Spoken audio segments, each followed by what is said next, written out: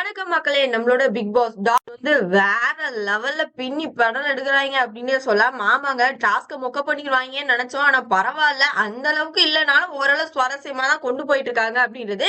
முதல் நாளே வந்து இந்த அளவுக்கு ஒரு டஃப்பான ஒரு சில விஷயங்கள் நடக்கும் அப்படின்னு தெரியாது. ஜாக்லினுக்கும் மன்ஷிதாக்கும் நடந்த அந்த ஒரு போராட்டமா இருக்கட்டும், இல்ல தர்ஷிகாக்கும் ஜாக்லினுக்காக நடந்ததா இருக்கட்டும், கிட்டத்தட்ட எனக்கு இந்த டாஸ்க்கு இந்த அளவுக்கு சுவாரஸ்யமா போறதுக்கு நிறைய கோல்மால் வேலைகள், அப்புறம் கொஞ்சம் சுவாரஸ்யமான விஷயங்கள் எல்லாம் பண்றது வந்து கிட்டத்தட்ட ஜாக் தான்.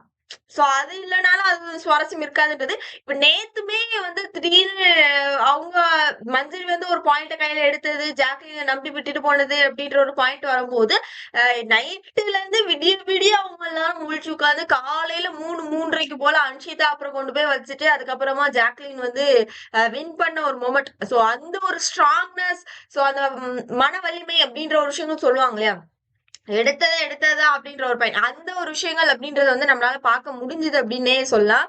சோ வேற லெவல் கேம் பிளே. அதுக்கு உண்மையாவே சல்யூட் கொடுத்துதான் ஆகணும். அன்ஷிதா அண்ட் ஜாக்லின் 2 பேருக்குமே. அது இவங்களுக்கு மட்டும் வின் பண்ணிட்டாங்க, அதனால இவங்களுக்கு மட்டும் தான் கொடுக்குறோம் அப்பெல்லாம் ஒண்ணுமே கிடையாது.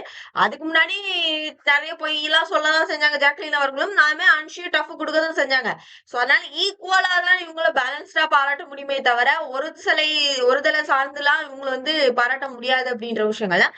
இப்பவும் என்னன்னா இன்னைக்குமே ஜாக்லினுக்கு தான் குறி அப்படின்ற மாதிரி தெரியும். ஏன்னா டஃப்பான பிளேயர் தூக்க தான் ட்ரை பண்ணுவாங்க. என்ன இன்னைக்கு வந்து விஷால் வந்து ட்ரை பண்ணிருக்காரு போல் இருக்கு. சோ விஷால வந்து சுத்தி சுத்தி பிடிக்கிறாங்க. Sathya, Jacqueline, Ryan, Jeffrey, Sathya, Arun அப்படின்னு சொல்லிட்டு இத்தனை பேரும் சேர்ந்து விஷாலோட கையில இருக்கக்கூடிய பொம்மையை பிடிக்க ட்ரை பண்ணாங்க. அவர் பொம்மையை ஒழிச்சு வச்சிருக்காரு அப்படின்ற ஒரு பாயிண்ட் தான். பயங்கர டஃப் கொடுக்குறாங்க. உண்மையை சொல்லணும்னா பயங்கரமான ஒரு டஃப். ரயான் முடிஞ்ச அளவு டீமுக்காக விழுந்து விழுந்து ஆடுறாரு அப்படின்ற ஒரு பாயிண்ட் தான். ஒரு கட்டத்துக்கு மேல சுத்தி இருக்கவங்க எல்லாம் கொண்டு போய் உள்ள வச்சாலும் அவங்க மட்டுமே கீழே உருண்டுட்டு கிடக்குறதுனால சுத்தி இருக்கவங்க எல்லாம் கன்வின்ஸ் பண்ண ட்ரை பண்றாங்க. அப்போ விஷால் என்ன சொல்றான்னா, ஏய் இது நான் ஜஸ்ட் இதுதான்டா பண்ணிருக்கேன், நான் பொம்மை ஜாக்லினோட பொம்மை தான்டா வச்சிருக்கேன் அப்படின்ற ஒரு பாயிண்ட். அப்போ ஜாக்லின் வின் பண்ணணும்ன்ற ஒரு பாயிண்ட் இருக்கு இல்லையா. சோ அதுல நடக்கக்கூடிய ஒரு மோதல்கள் அப்படின்றது. இதுக்கு நடுவுல ரயான் என்ன பண்றாரு, அவர் ஒரு பொம்மை தூக்கிட்டு வந்துட்டாரு. ஓகேவா, தூக்கிட்டு வந்ததுக்கு அப்புறமும் இன்னொரு பொம்மைய அவரோட ட்ரெஸ்ஸுக்குள்ள ஒளிச்சு வச்சு கொண்டு வந்திருக்காரு. அது ரொம்ப தவறான ஒரு விஷயம் தானே. அவங்களுக்கு ஒவ்வொரு பொம்மைகள் அப்படின்றதான் இருந்தது.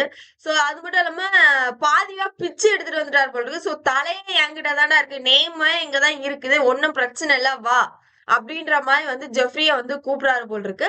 சோ அவர் வந்து தூக்கி ஜாக்லினோட இடத்துல வந்து அதை வச்சிருக்க ஒரு மொமெண்ட் தான் வந்து நம்மளால பார்க்க முடியுது அப்படின்னு சொல்லலாம். அடுத்தது என்ன ஆயிடுது அப்படின்னு சொல்லி பாத்தீங்கன்னா, விஷாலுக்கும் ஜாக்குக்குமான சண்டை.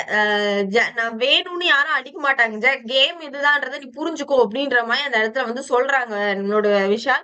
சோ அந்த இடத்துல ஜாக்லினுமே என்ன சொல்றாங்கன்னா, நான் அடிச்சேன்னு சொல்லவே இல்லையே, நான் என்ன சொன்னேனான்ற மாதிரி அவங்க ரொம்ப நார்மலாவே ஜாக்குக்கு அவங்க பொம்மை அவனா எடுத்து வச்சு கொடுக்கல கோவம் வரதான் செய்யுது. அதுக்கப்புறம் தான் அப்படியே கூலாகி அதுக்கப்புறம் நேரத்தான் மஞ்சள் கிட்ட எல்லாம் பேசின ஒரு சில விஷயங்கள் பார்க்க முடிஞ்சுது. சோ அதேதான் இங்கேயும் வந்து கோவத்துல கொந்தளிக்கிறாங்க ஜாக்லின். விஷாலுமே வந்து அந்த இடத்துல பர்ஸ்ட் ஆகி அவருமே அவரோட ரியல் ஃபேஸஸ் அப்படின்றத காட்டுறாரு. அப்புறம் எதுக்கு பேசுனேன், நானா வந்து உன்ட்ட பேசுறேன், யார் ஃபர்ஸ்ட் வந்து என்கிட்ட பேசினா அப்படின்னு சொல்லி இவர் பொங்கி ஒரு பெரிய பிரச்சனையே பூதாகரமா வெடிக்குது.